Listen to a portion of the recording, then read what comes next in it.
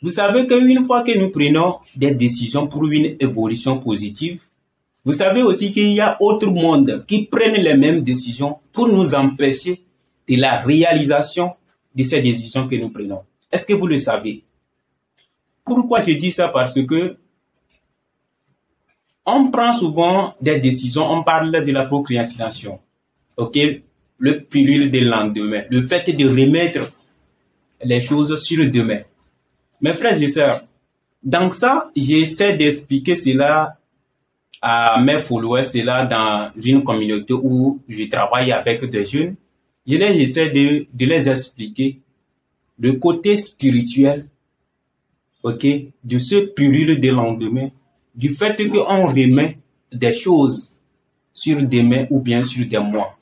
Mes frères et sœurs, avez-vous une fois posé la question à savoir pourquoi, ok, si vous prenez une décision aujourd'hui, par exemple ce soir, avant de se coucher, vous pouvez prendre la décision que demain matin à 4 heures, je vais me lever et je vais me méditer. Ou bien aller prier à 4 heures. Vous avez une fois demandé pourquoi si ça sonne 4 heures, vous n'arrivez pas à aller le faire.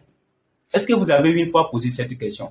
Mais c'est quelque chose que vous répétez chaque fois dans votre vie quotidienne. Vous prenez des décisions aujourd'hui, vous n'arrivez pas à les faire. Vous savez le pourquoi? Il y a un monde invisible qui est caché dans ça. Et j'ai appris ça à travers le maître Abraham Mikhail Ivanov.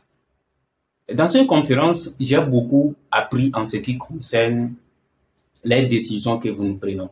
Vous savez qu'une fois que nous prenons des décisions pour une évolution positive, vous savez aussi qu'il y a autre monde qui prennent les mêmes décisions pour nous empêcher de la réalisation de ces décisions que nous prenons. Est-ce que vous le savez? Le jour que vous allez, par exemple, prendre la décision que, ok, chaque jour quand je me lève, je dois répéter certaines paroles positives, c'est-à-dire des autosuggestions, des affirmations positives chaque jour.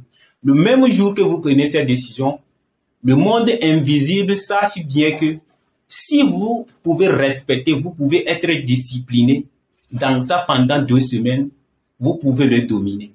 Vous pouvez devenir vous-même. Donc, lui aussi prend des décisions pour pouvoir vous empêcher. Mais ce qui m'a sauvé, c'est que en connaissant ces codes, en connaissant ces paramètres, du fait qu'on prenne des décisions, on ne le réalise pas, ça m'a poussé à persister, à résister à ces forces négatives. Je vous explique comment je le fais. Quand je prends par exemple la décision de lire un livre dans la semaine, ok, je prends par exemple la décision de lire 3 à 4 pages par jour d'un livre. Quand je fixe des timings, c'est-à-dire, je peux le dire que, ok, chaque 22 heures avant de me coucher, je dois lire 2 livres, ou 2 pages plutôt, de ce livre. Donc, à 22 heures là, l'ennemi aussi a déjà fixé des objectifs. Peut-être à 22 heures, je suis sur TikTok. Peut-être à 22 heures, bon, je discute avec mes amis. Je sais que c'est l'ennemi qui a pris cette décision. Qu'est-ce que je fais?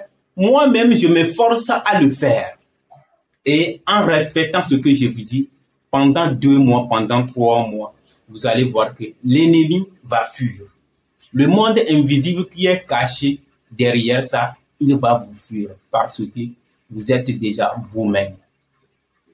Et dans le livre Plus malin que le diable, Napoléon, il parle de la dérivée. Oui, allez lire le livre là aussi. Plus malin que le diable. Napoléon, il parle de la dérivée. C'est-à-dire, comment nos pensées peuvent nous faire éloigner de ce monde. Donc, à partir d'aujourd'hui, mettez dans votre tête que chaque fois que vous allez prendre une décision de faire quelque chose de bien, il y a aussi un monde invisible qui prenne les mêmes décisions pour vous empêcher à le réaliser.